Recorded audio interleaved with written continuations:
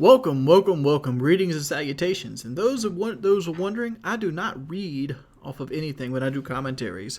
But without further ado, let's go and get into this. Recently, Microsoft has came up with a thing saying they're going to start banning campers, be it an April Fool's joke, be it whatever it might be. Are they ever going to implement it? I have no clue whatsoever.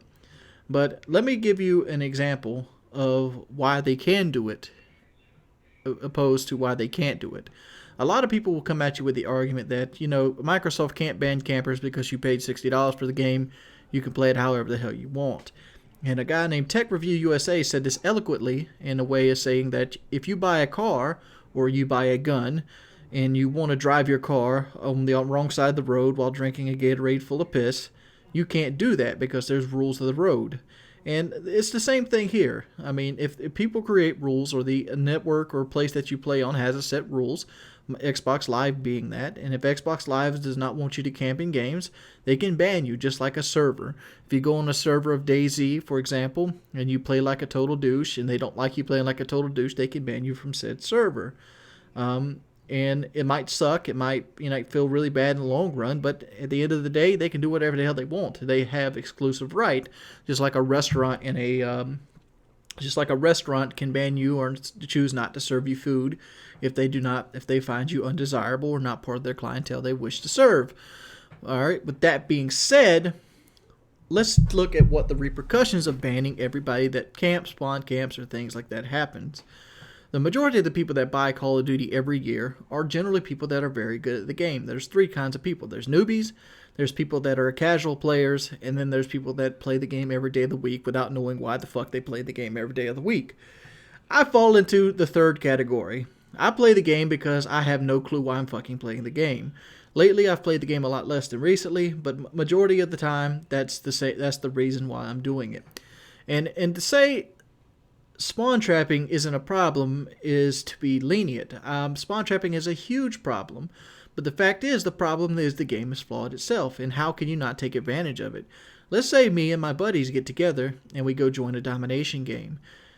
You can't help but spawn trap during the period of that domination game. Why is that?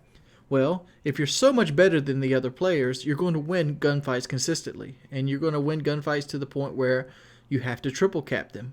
All right, let's say you push them to the point that you have to triple cap them.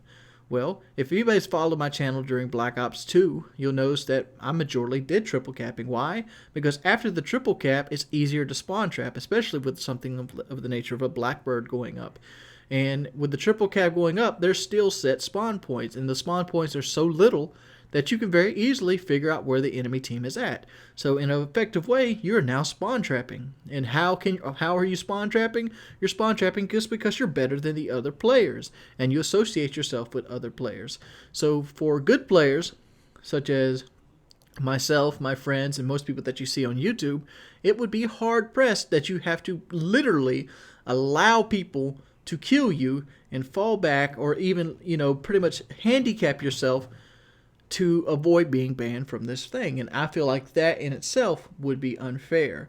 But like I said, being fair doesn't even matter because it's Microsoft's toy, and even though you do pay for Microsoft's toy, they can easily take it from you and just no longer accept payment, as long as you get your money's worth. And you sign an agreement every time you sign up for Microsoft Live. So it's Microsoft's toy, and they can allow you to play with it if they want to. And that's their discretion. But I feel like I think that it would be super bad. But the way I feel like it's going to actually be implemented is something along the lines of this. Microsoft is going to put it out there just like they did every other thing. For example, you can report this guy for camping, spawn trapping, or whatever, and they'll look into it. But it'll probably take something on the level of like 100 different things before it pops up, in a short period of time, before it pops up and be like, this guy is a spawn trapper. And then that Microsoft would have to actually go back and review your gameplay and things of that nature before they could actually justify if they're going to ban you or not. Or maybe they're just even more lazy and they'll just have it computer automated. If you get a certain number of reports, you'll get banned, and they don't give a shit. I mean, I don't know. Microsoft is under the gun anyway in reports of losing money, and they got no investors, and Xbox has been, it's not been a major like cash cow for them. So with that being said, I don't know what to do in that retrospect.